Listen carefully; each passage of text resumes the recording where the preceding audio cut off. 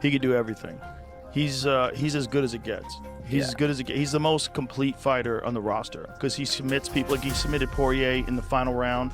Yeah. Incredible submission. But he was winning that fight already.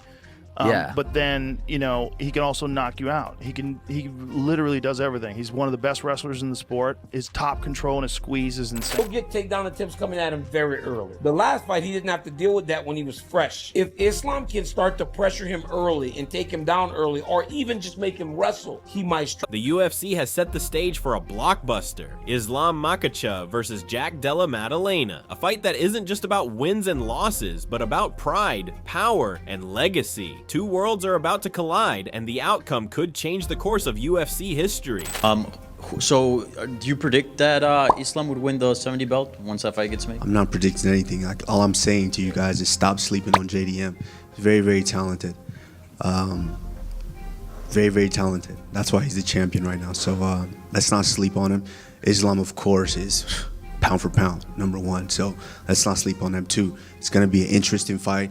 I will be watching that fight, and I'll take the winner. How big would a fight between you and Islam be? That would have to be like one of the biggest fights in the company. Of course. When have we ever had former pound for pound and current pound for pound?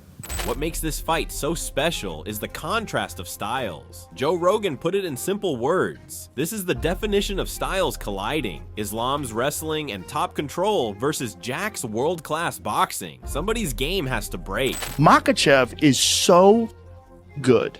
He's so good that he head kicked Alexander Volkanovski in the rematch. He submits everybody. He submitted Dustin Poirier.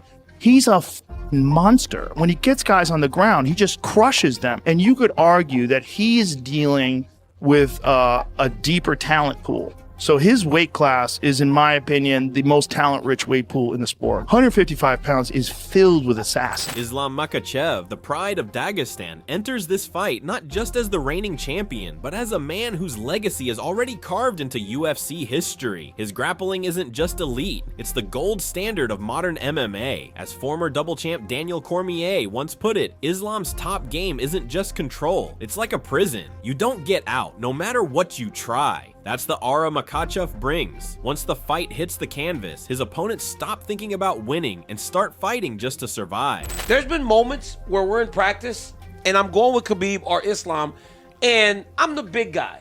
So generally, a smaller guy gets on top of you. When you decide it's over, you just throw him off of you. No technique, no skills. You just literally grab him and you kind of throw him off of you.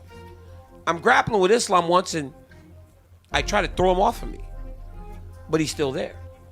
And so I give him a little harder shove, and he's still there. Next thing you know, I'm grappling at 100% because the dude's that strong. But again, I had never really grappled with him in that way, like at a decent pace. So I didn't recognize the strength when he was trying to keep me down. Sonnen has weighed in on what a loss could mean for Islam, raising the stakes. Even though he expects Islam to win, he acknowledges Jack's capabilities, size, skills, momentum. Out on his own? He's gonna branch out to something different. I mean, don't forget, it's an uncomfortable conversation that none of us like to have, but everybody's had to have it all the way down to Coach Javier Mendez, which is, who's better, Islam or Khabib? We get asked it all the time. Khabib, slightly better record. Islam, more weeks at #1 pound for pound than Khabib. Khabib, as a matter of fact, guys, only got 1 week, and it was post-mortem. It was after his career. I don't know how much weight you want to put on that. But we're splitting hairs. I mean, that's what this whole thing is when you have the absolute greats, and those two guys don't want that comparison. Islam doesn't want to be called better than Khabib, and Khabib doesn't want to have to step in and say that's little brother. Like, it's one of these awkward things, but I'm sharing for you as proof to my point that Islam is now going out on his own. Michael Bisping described him perfectly. He's a guy who just doesn't care who's in front of him. He walks forward, he lands, and he hurts people. That's what makes him dangerous. Even against someone like Islam, Jack has built his career on breaking opponents mentally and physically, forcing them into uncomfortable waters until they drown under his striking pace. If Islam was to stand with him, that'd be a bad idea. With Jack's boxing and the footwork that is associated with boxing, that's going to help him. That's going to be very advantageous. He knows how to defend the takedown. He knows what he's doing off his back. He can get back to his feet.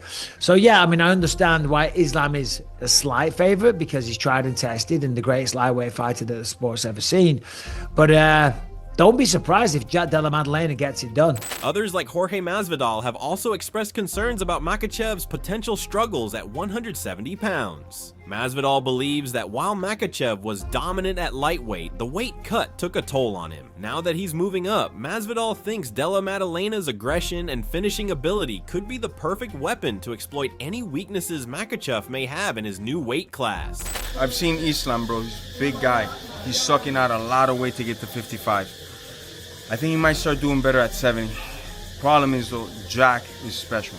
We're gonna see just how special he is if he could beat if he beats Islam Jack, #1 pound for. Wow, that's impressive. You know, I'm leaning towards Islam, brother. Oh, really? You know, but I really think it's gonna be a tough fight for him, but a great fight, man. Jack was able to defend takedown attempts by Bilal.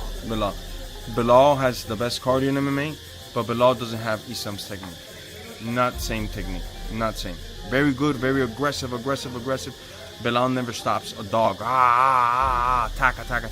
But Islam is like smart, man. Boom. You know, Islam's level of wrestling is above. His stand-up game is improving. I don't think he could go stand-up in the beginning with Jack. Jack has way better hands, way better range, faster, stronger.